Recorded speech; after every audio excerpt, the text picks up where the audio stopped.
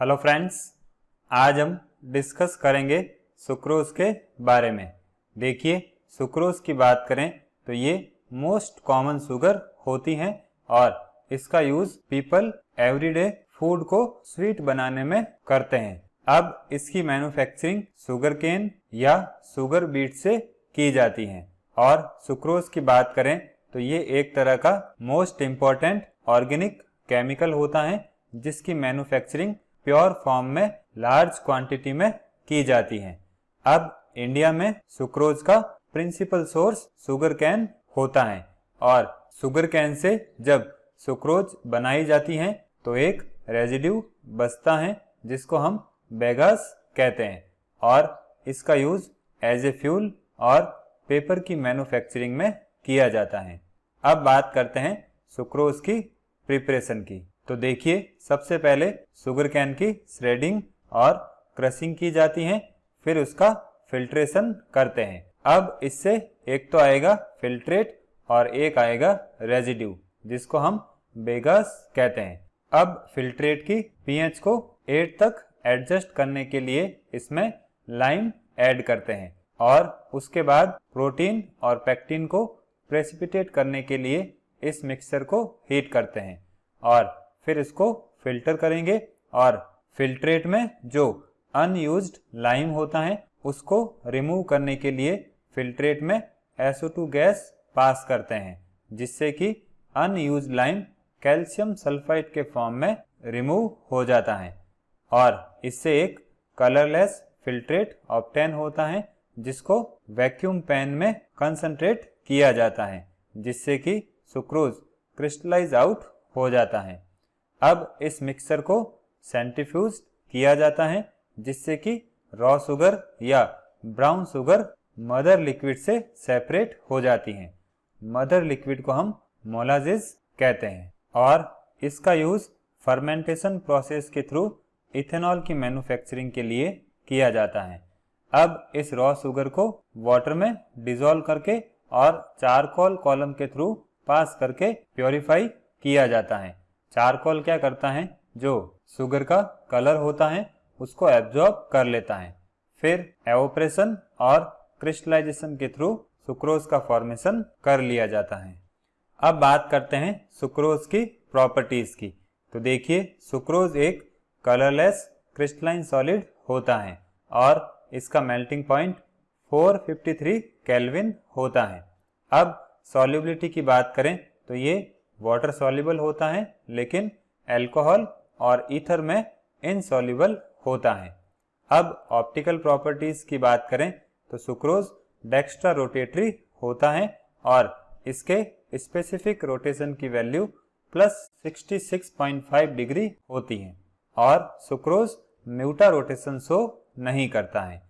अब देखिए, सुक्रोज को जब इसके मेल्टिंग पॉइंट से अबव हीट करते हैं तो ये वाटर मॉलिक्यूल लॉस कर देगा और एक ब्राउन मास में कन्वर्ट हो जाएगा जिसको हम कैरेमल कहते हैं। इसका यूज कन्फेक्शनरी और स्पिरिट की कलरिंग में किया जाता है और अगर इसको हम फर्दर हीट करते हैं तो ये चार्ड हो जाता है और बर्न शुगर की स्मेल देता है। अब देखिए, सुक्रोज का हाइड्रोलाइसिस डाइल्यूट एसिड या इन्वर्टेज एंजाइम की प्रेजेंस में करते हैं तो ये D+ ग्लूकोज और D- फ्रक्टोज के इक्वल अमाउंट्स में कन्वर्ट हो जाता है। ये हो जाएगी इसकी रिएक्शन। अब देखिए, सुक्रोज की बात करें तो इसका स्पेसिफिक रोटेशन +66.5 डिग्री होता है और इसके हाइड्रोलाइसिस से जो प्रोडक्ट बनते हैं उसमें ग्लूकोज का स्पेसिफिक रोटेशन +52.5 डिग्री होता है और फ्रक्टोज का स्पेसिफिक रोटेशन -92.4 होता है। अब अगर 92.4 और +52.5 को ऐड करें तो जो रिजल्ट आता है वो क्या होता है, 39.9 डिग्री। तो कहने का मतलब है इस मिक्सचर का जो स्पेसिफिक रोटेशन होता है वो -39.9 डिग्री होता है।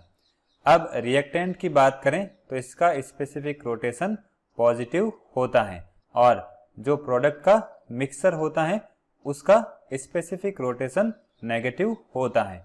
तो जब सुक्रोज का हाइड्रोलाइसिस करते हैं तो स्पेसिफिक रोटेशन की वैल्यू प्लस से माइनस में कन्वर्ट हो जाती है और स्पेसिफिक रोटेशन की वैल्यू में हाइड्रोलाइसिस करने पर जो चेंजेस आते हैं उसको हम कहते हैं इन्वर्जन ऑफ शुगर, और ये जो प्रोडक्ट्स का मिक्सचर है उसको हम क्या कहेंगे, इन्वर्ट शुगर। अब देखिए सुक्रोज को अगर नाइट्रिक एसिड के साथ बॉयल करते हैं तो इसका ऑक्सीडेशन होता है और ऑक्जेलिक एसिड का फॉर्मेशन होगा, और अगर सुक्रोज की रिएक्शन कंसंट्रेटेड H2SO4 के साथ करवाते हैं तो ये सुक्रोज को 4 कर देता है और इस रिएक्शन में CO2 और SO2 गैस रिलीज होती हैं। ये हो जाएगी इनकी रिएक्शंस।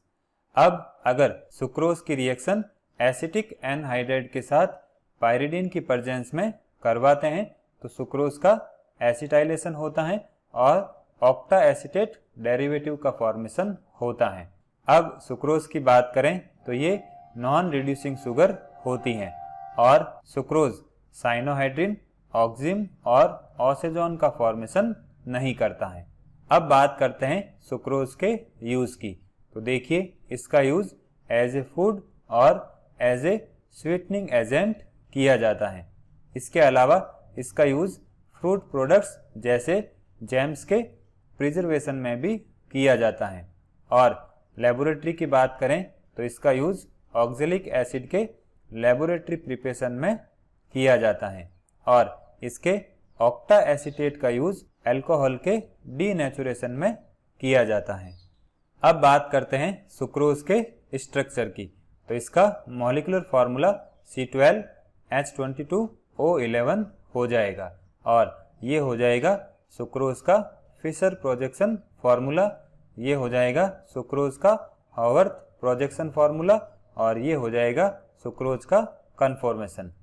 अब हॉवर्थ प्रोजेक्शन की बात करें तो इसमें एक अल्फा ग्लूकोज और एक बीटा फ्रक्टोज के बीच में ग्लाइकोसिडिक लिंकेज होता है और इसमें एक यूनिट का एनोमेरिक कार्बन या C1 कार्बन और दूसरे यूनिट का C2 कार्बन पार्टिसिपेट करता है, इसलिए इसको हम 1,2 ग्लाइकोसिडिक लिंकेज कहते हैं।